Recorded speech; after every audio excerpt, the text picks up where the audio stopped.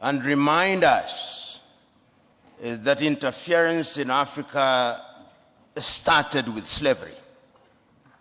When slavery had lost its value, it graduated into colonization. And that is the context in which Berlin must be seen when the European powers sat in Berlin and divided the continent of Africa into spheres of influence. When colonization had lost its luster through a combination of certain realities and agitation from the continent, we regained our independence. But as John Henry Clark, that great African-American, said, we regained independence by mimicking European governance systems. And he rightly says, no African country will ever succeed on the basis of those systems. After that, the neo-colonial project was instituted. And all of us will remember Kwame Nkrumah's book, Neo-Colonialism, the Last Stage of Imperialism. And he there says, the most dangerous. We are now in a neo-colonial stage when the European powers are at their most diabolical, when the Americans are at their most diabolical. They interfere militarily, they interfere diplomatically, sometimes through gunboat diplomacy. And that is why you see sometimes your typical European ambassador treats our heads of states in a condescending manner. They interfere through institutions such as the IMF and the World Bank.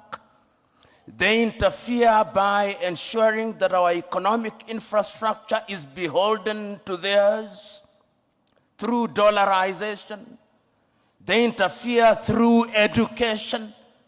They interfere by influencing our processes, by lending us advisors who tell us what to do.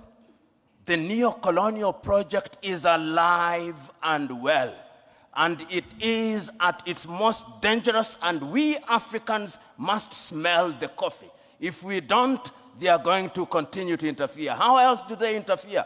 Through NGOs, Danida, CEDA, UK Aid, USAID.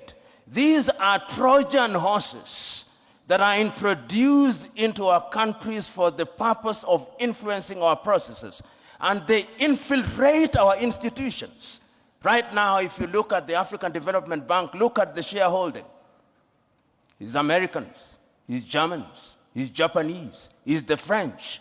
And the Europeans have done their bit. They also interfere through post-colonial institutions, the Commonwealth of independent nations. They are not sovereign states, former French-speaking nations. These are the instruments that they interfere through.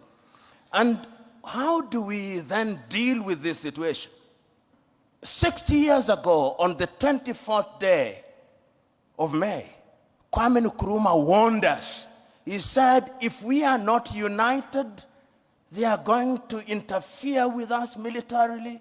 They are going to interfere with our economy. They are going to interfere with our agriculture. They are going to interfere with our health.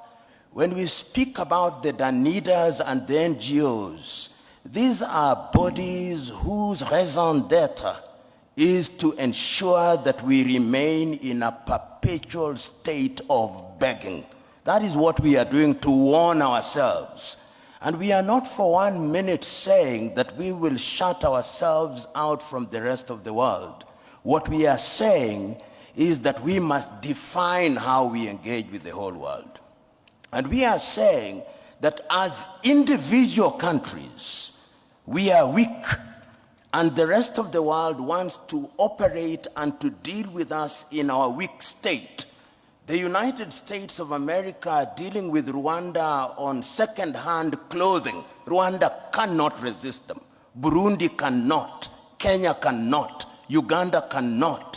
But if we are East Africa with a population of 300 million, we can. We are saying further that going forward, we must also recognize our internal weaknesses. And what is our weaknesses? Chinua Achebe said it very well.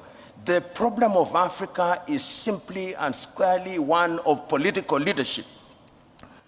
The rank of many political leaders in Africa are thieves. Let's call them by their name. They are thieves. They are individuals who are not interested in the interest of this country. And as long as we continue electing such individuals into positions of power across Africa, they are going to be manipulated. Go unto him, learn what he has taught you, but bring it home and customize it for the benefit of our people. Learning is universal and defies geography, but there is wisdom in using that learning for our benefit. Institutionalized conceptual West, as articulated through government, is fundamentally diabolical. Their pretension to the contrary notwithstanding. And therefore, when we engage with them, we must have our guards up. We are capable, in my view, of discerning who is better, and that is the duty of our leadership. Our leadership doesn't do a good job out of it, and that is why the demand from the civil society, the demand from academia must remind leadership at all times, you are dealing, you are dining, and I'm using this as a term of art, that when you are dining with the devil, you must do so with a long spoon.